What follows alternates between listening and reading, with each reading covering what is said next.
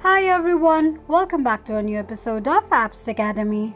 Today in this video, I'm going to show you how you can log into your FTX Wallet's account. Keep watching the video till the end. To log into your FTX Wallet's account, firstly go ahead and launch open your FTX Wallet application.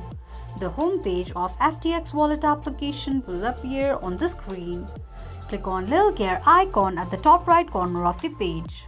You will end up on the settings page of your FTX Wallet's account. Click on Sign In option.